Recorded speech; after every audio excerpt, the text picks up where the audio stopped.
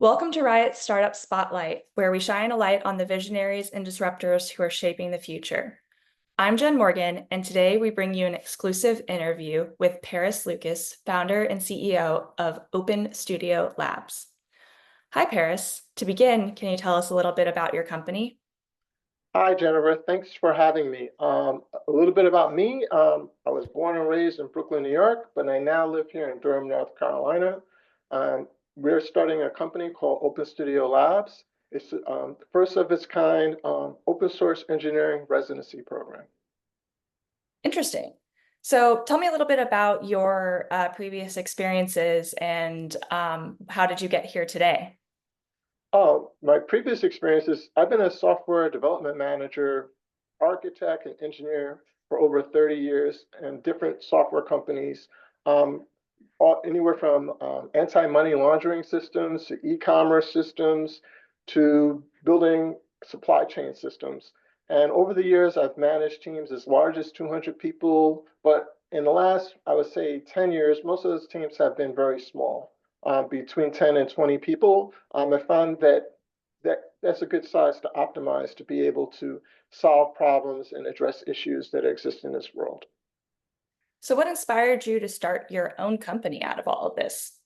My own challenges at being an engineer. I'm one of those people that had practical training. I did have classroom training, meaning I went to college, I did very well in calculus, wrote some research papers, did all the cool things that you do in college. But I would say really becoming, and throughout that time, I always written software. I've been writing software since I was like 16 years old. But I would say the real challenge has and experience has come when I had the opportunity to work at FedEx in software development.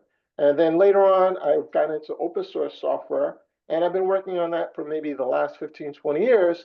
And one of the challenges is how do I get involved with open source? And now that I look back at it, I found that one of the challenges has been is when people say that I went through all the classroom training, how do I get into it? Matter of fact, I was just at All Things Open just a few weeks ago, and that was probably I would say the top 10 questions was, how do I get into open source? Where should I start? And what should I do?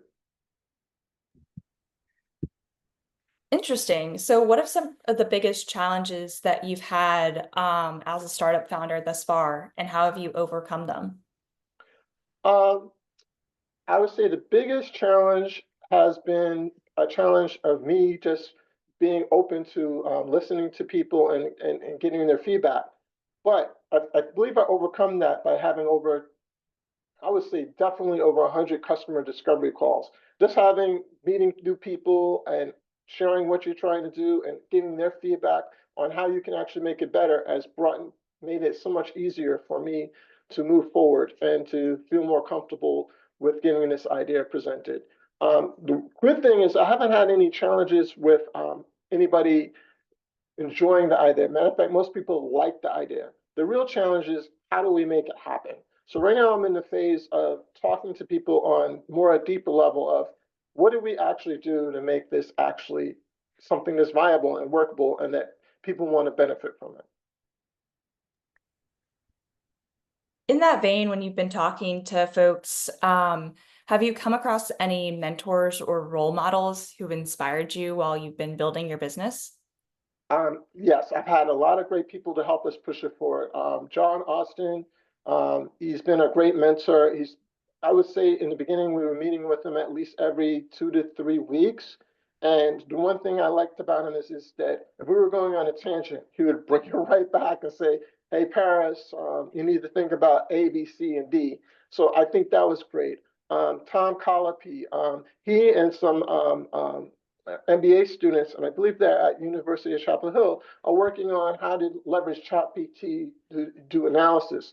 And what he's been basically doing is reviewing our chat prompt conversations to give us better ideas on how to actually move forward and to better shape what questions we ask. Right now, we're getting ready to work on, I think, our sixth or seventh set of customer discovery questions. Now that we have a better understanding of the problem, do we clearly understand the problem?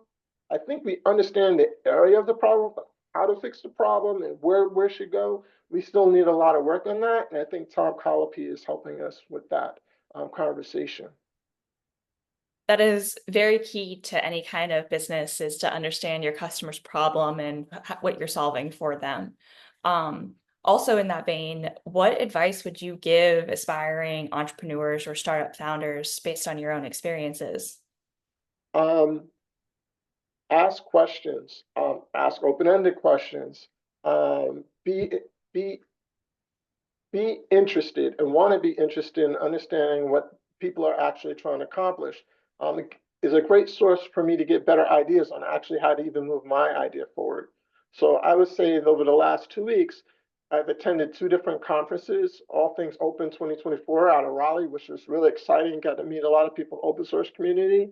And then last week, I was at the Disrupt conference in Virginia, which was a total, I wouldn't say it moved us out of our comfort zone, because when we joined this accelerator program, we thought originally in our head, because we've heard about the program for a long time, we are going to be, oh, in Morrisville or Cary or something like that. But then the first week to go to Virginia and meet a whole bunch of other people that give you different perspectives on not only what you're doing, but give you perspectives on what they're doing and how you can maybe leverage some of it, even if it has nothing to do with your business, it's still giving you ideas on how to actually move your business forward.